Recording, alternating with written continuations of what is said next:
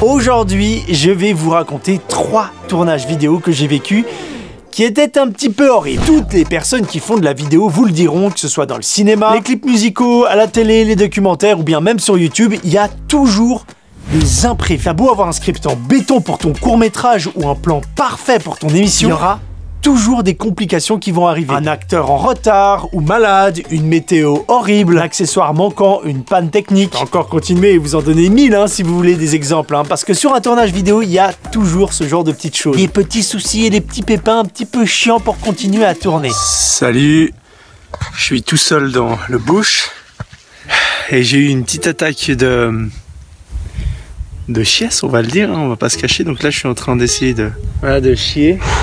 Ça, c'était chaud. Je vais pas te montrer à quoi ça ressemble. Par contre, je vais te montrer ça. Je crois que c'est un des moments les plus durs là. Et un moment de solitude. Je vais vous donner quelques anecdotes dont vous n'êtes pas du tout au courant, qui sont liées à des vidéos qui sont sorties ou pas. Si elles sont toutes sorties sur la chaîne YouTube. Première anecdote de tournage, le bourbier. On va parler du cimetière de tanks que nous avons visité. Des tanks abandonnés, plus de 2000 engins stoppés qui attendent d'être recyclés. Il y a je sais pas combien de tanks. Regardez ça, c'est ultra impressionnant. Une vidéo très sympa parce que moi j'aime beaucoup les véhicules abandonnés. Et là il s'agit de véhicules militaires, donc c'était vraiment impressionnant et très visuel. La vidéo est en ligne, elle est très chouette. Mais elle a failli ne jamais exister. Nous étions perdus en pleine campagne dans un pays. J'étais avec Cyril et sans donner trop de détails sur le lieu et la localisation, on savait que le lieu allait être très grand à visiter, donc on s'était levé tôt le matin pour avoir toute la journée. C'était Cyril qui conduisait la voiture qu'on avait louée. On arrive au point GPS qu'on avait déterminé, sauf que là, on se rend compte que c'est pas top comme endroit parce qu'on est pas mal visible, on peut pas trop laisser la voiture à cet endroit-là, et puis on est trop proche du point d'extraction. Pour ce type de vidéo, tu dois être discret et te dépêcher. Donc on se dit non attends, on va se déplacer un petit peu, on va la mettre un peu plus loin puis on reviendra en arrière en marchant, ce sera beaucoup mieux, beaucoup plus chill. Donc on décide de faire demi-tour, sauf qu'on était sur un petit chemin très étroit de campagne, entouré de champs, vraiment le truc pas du tout adapté. On pouvait difficilement faire demi-tour, il fallait faire une petite manœuvre un peu chiante, etc. Du coup, Cyril entreprend la manœuvre, il essaye de faire demi-tour, de reculer en arrière, et il me dit c'est bon derrière, il voulait tenter de faire tac, tac, tac, tac, tac, tac, et puis partir. Du coup, il commence, et il me dit c'est bon derrière, je peux y aller, il y a rien. Moi, je check vite fait, tu sais, je m'étais levé tôt, là, un peu la tête dans le cul. Je dis ouais, c'est bon, vas-y, vas-y. Et là, on sent que la voiture, elle tombe, tu vois, elle tombe dans une sorte de petit fossé. On est là, ok. Bon, ok, je sors voir, je vois que la voiture est tombée dans un champ de boue. Mais vraiment beaucoup de boue.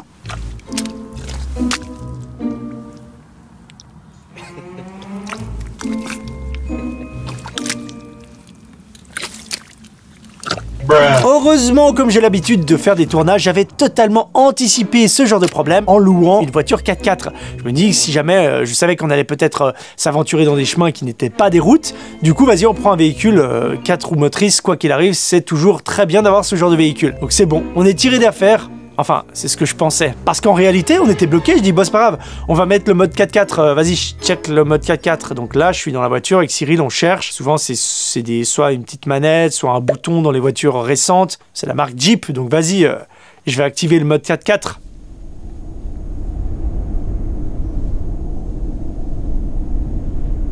Il n'y a pas de mode 4x4. Roule! Non. Il y a juste une traction avant, comme la plupart des voitures normales. Non, non.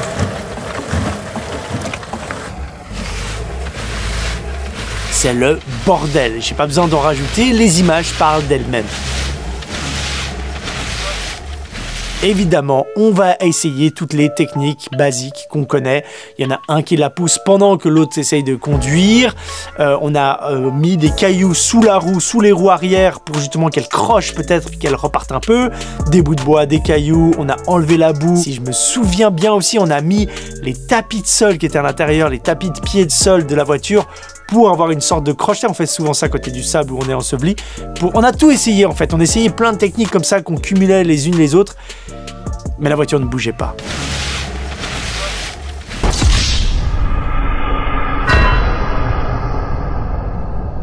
Le problème, c'est que l'angle de la voiture était très mauvais et il y avait beaucoup plus de poids à l'arrière, pas assez à l'avant pour que la voiture croche avec les deux roues, tu vois, pour qu'elle reparte à la limite. Ça aurait pu faire quelque chose, il aurait fallu peut-être s'asseoir à plusieurs dessus. J'ai essayé de m'asseoir dessus, mais à deux, on pouvait pas faire grand chose, ça ne fonctionnait pas. Rien ne fonctionnait. L'heure tourne, le jour se lève bien, et on se dit, putain, on est tellement pas discret avec notre voiture planquée là dans la boue. Heureusement, il y avait personne, on était vraiment perdu dans la campagne, donc heureusement, on n'a pas croisé quelqu'un qui disait, mais qu'est-ce que vous faites, etc. Ça, c'était le truc positif. À ce moment-là, avec Cyril, on a deux options qui s'offrent à nous. La première, c'est de laisser et d'abandonner la voiture comme ça et d'aller tourner la vidéo, d'assurer le tournage, de faire notre exploration, machin, revenir le soir et s'occuper de la voiture une fois que le tournage est terminé. On savait que c'était pas la bonne option parce que ça fait que repousser le problème et on aurait galéré pour rentrer. Et en plus, si on rentre la nuit, il y a peut-être encore moins de personnes qui peuvent nous aider. Donc, option 2, qui est de loin la meilleure, on va faire appel à une dépanneuse, on va appeler l'agence de location. J'avais pris une assurance pour ce genre de choses, vous voyez que j'arrive à prévoir certaines choses, pas tout, mais quelques-unes. Je prends donc mon téléphone, j'appelle l'agence et je leur explique, voilà, on s'est embourbé, on a coincé la voiture dans un terrain, est-ce que vous pouvez venir nous chercher? Et en résumé, ils nous répondent, c'est véridique, hein, désolé, on ne peut pas venir vous chercher, vous êtes beaucoup trop perdu dans le pays, vous êtes trop loin. C'est la première fois de ma vie que j'ai entendu ça. Généralement, il m'est arrivé 2-3 petites bricoles avec des voitures en tournage ou à l'étranger, on vient toujours t'envoyer une dépanneuse, etc.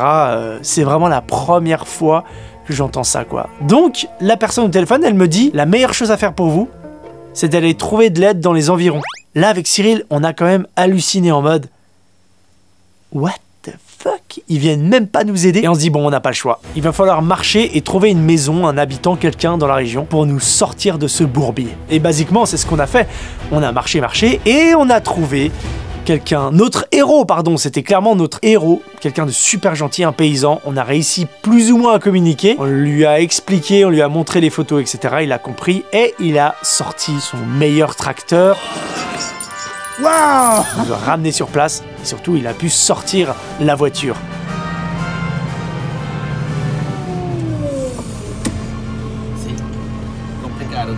Tu valides la technique? Non, je pense que ça va péter la jante.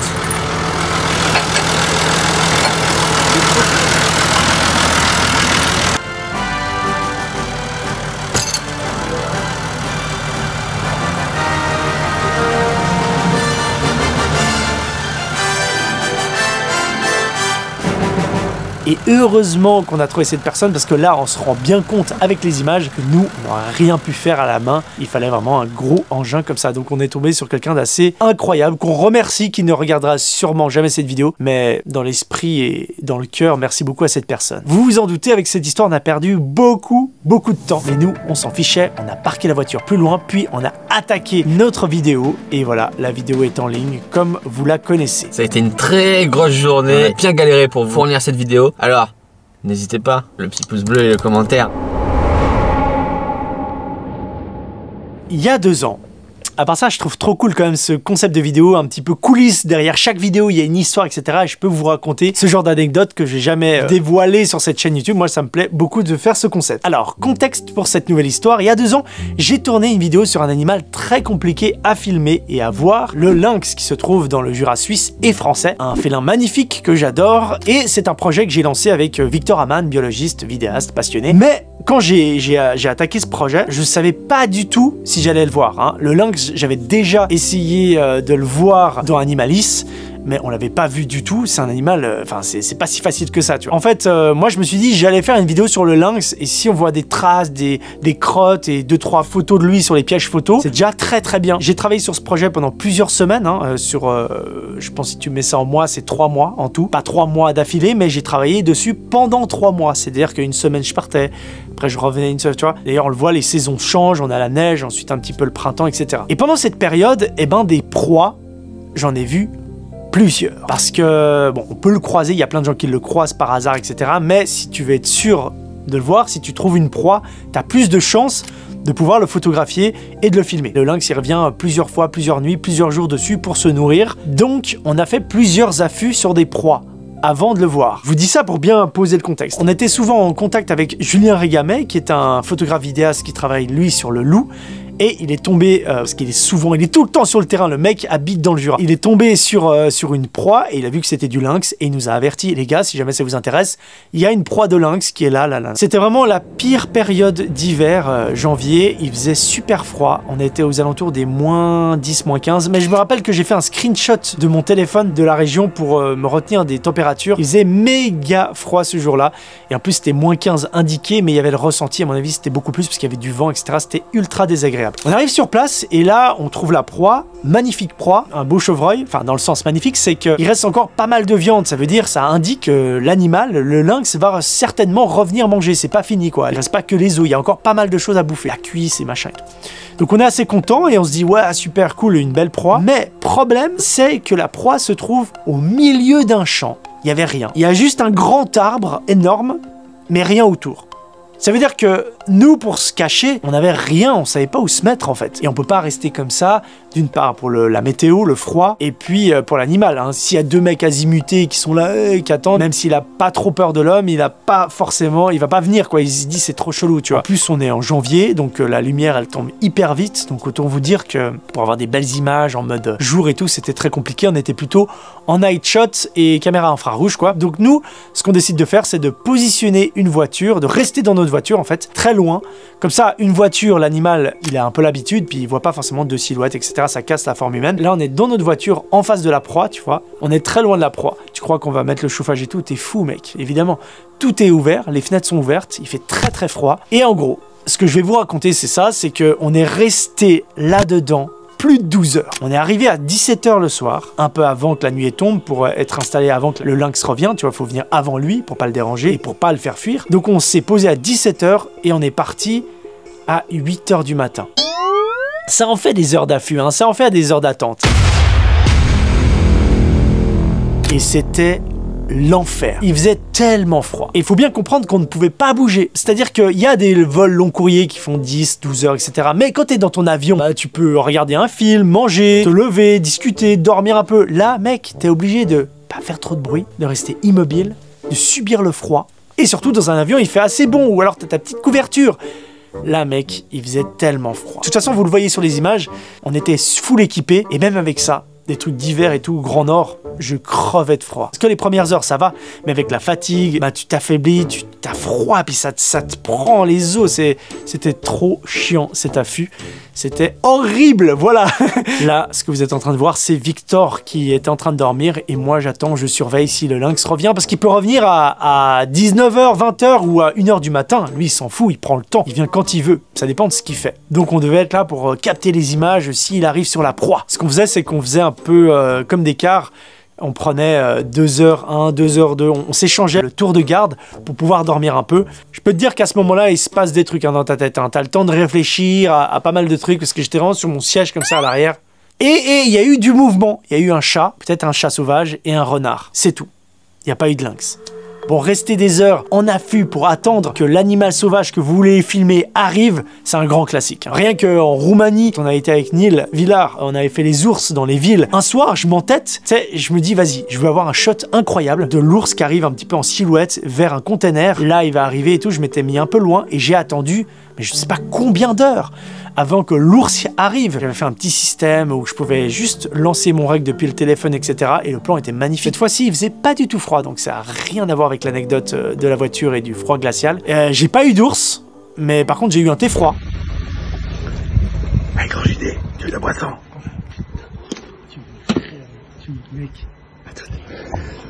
Et je me suis fait un super pote ce soir-là. Ouais, il était trop cool. Un renard méga curieux qui était venu vers moi.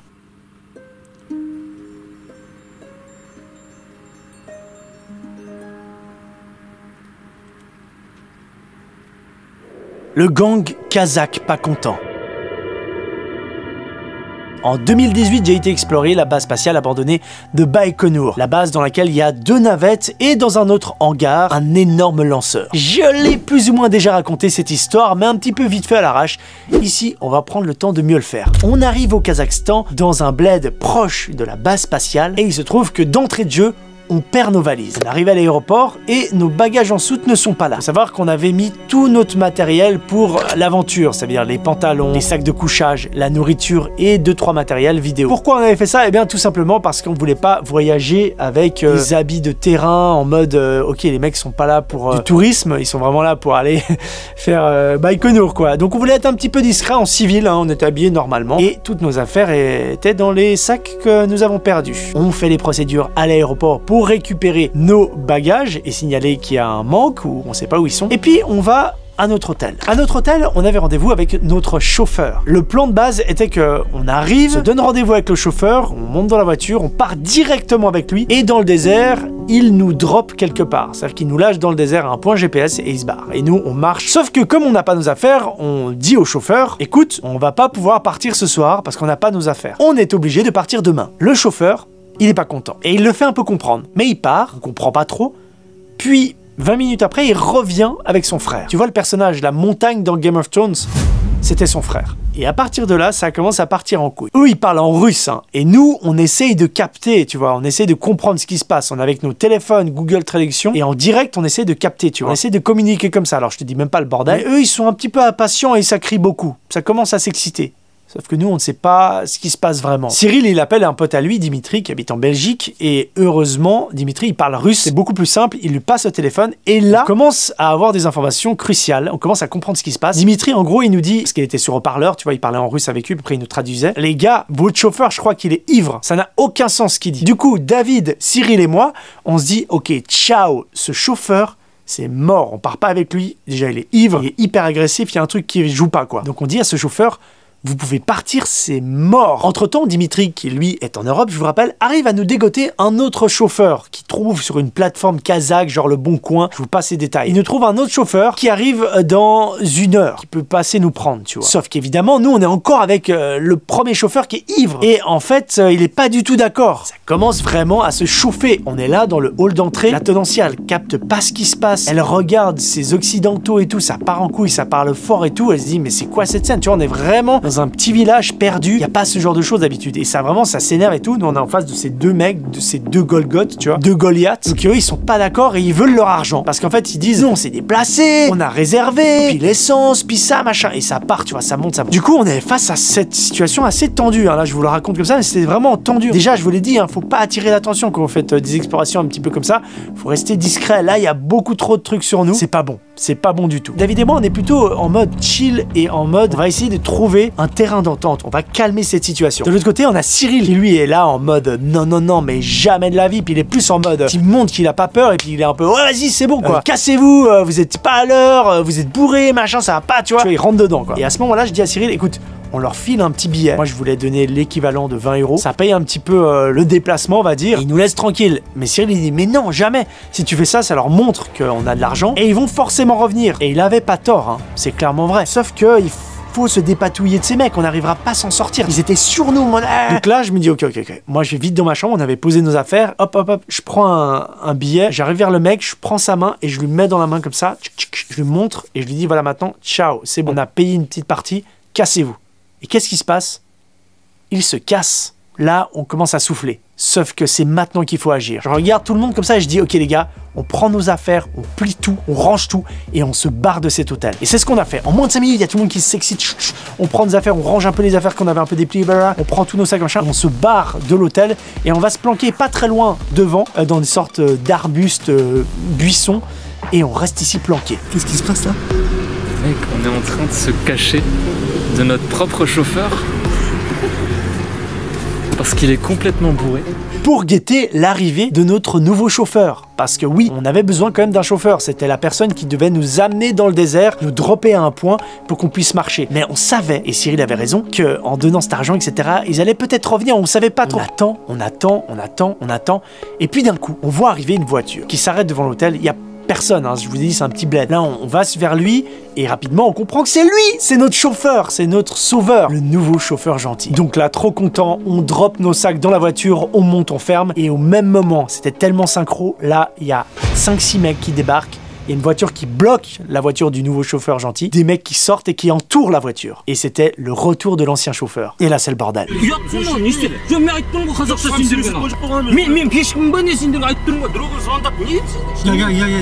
faire un truc. Très chaud. Parce que ça hurle encore plus qu'avant. Les mecs, effectivement, ils étaient revenus. Et je vous jure, c'était une scène de film. Heureusement, ils essayaient d'ouvrir. Sortez, sortez. J'imagine, ils sortaient, sortez. Je regardais un peu, je voyais 2-3 mecs avec des bâtons. J'étais là, oh mon Dieu. Et du coup, les mecs nous encerclent et commencent à bousculer la voiture et tout, à parler très fort avec le chauffeur. Et c'est parti en couille. Imaginez-vous, le chauffeur, il nous connaît pas. Hein. Il sait pas qui on est, tu vois. C'est via un site, etc. Il nous prend et 2 minutes après, il se fait entourer par une sorte de gang kazakh. C'est méga tendu et qu'on comprend rien de ce qui se passe. Donc Cyril, il appelle Dimitri, il met en haut-parleur pour essayer de capter des choses. Et en même temps, il essaye de négocier. Cyril, il dit au chauffeur, écoute, si tu te barres maintenant, tu forces un peu le passage, on double ta prime parce qu'on le payait. Qu'il essaye de balancer cette info. En même temps, moi j'essaie de filmer un petit peu la situation, ça part un peu, ça machin. J'essaie de filmer la gueule des mecs, j'essaie de filmer leur gueule, machin. On trouve des stratégies, tu vois. Je me souviens d'être à l'arrière, de voir un petit peu la scène d'extérieur et me dire, ok, là on est perdu au fin fond du Kazakhstan, entouré par une sorte de gang chelou, ça part en couille, c'est très mauvais ce qui se passe. Mais en fait, heureusement, déjà le nouveau chauffeur gentil, il avait des couilles, il a porté ses couilles, et il savait que s'il nous laissait aller dehors, à mon avis, ça allait mal se passer pour nous. Et tout d'un coup, il y a eu une voiture de police, mais assez loin, hein, une sorte de patrouille. Et là, Cyril, il voit la voiture et il gueule « Police, police !» Il essaie d'attirer l'attention. Les 6 mecs, ils voient la voiture de police. Heureusement, à part ça, que la police n'est pas venue pour nous, parce que genre, qu'est-ce que vous faites? Qu'est-ce que vous faites avec ce matériel? Pourquoi vous êtes ici?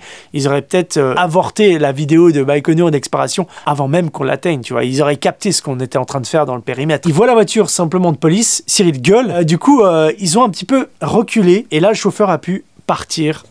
Et voilà comment on s'en est sorti. On était tellement contents, c'était trop bien. On a été dans la famille du nouveau chauffeur gentil, on a rencontré ses enfants, etc. C'était trop cool. Et on lui a dit, nous on doit encore patienter une nuit parce qu'on doit attendre nos bagages. Et c'est ce qu'on a fait, il a été d'accord, pas de souci, on attend et tout. Et ensuite, il nous a amenés dans le désert et il nous a droppé au point où ensuite on a marché jusqu'à la base abandonnée. Mais vous imaginez pas toute l'énergie et le stress qu'on a évacué dans ce petit conflit avant même de pouvoir atteindre les bâtiments abandonnés. Et d'ailleurs, quand on était dans ces bâtiments abandonnés, c'était le paradis parce qu'il y avait personne, on était calme, c'était trop bien. Après ce qu'on avait vécu, si tu veux, être dans un bâtiment russe abandonné comme ça, c'était plutôt chill, c'était plutôt calme. Il y a eu 2-3 patrouilles quand même, mais elles nous ont pas chopé, donc voilà. Voilà pour l'anecdote du Kazakhstan qui reste une de mes plus belles peut-être aventures. J'adore cet endroit.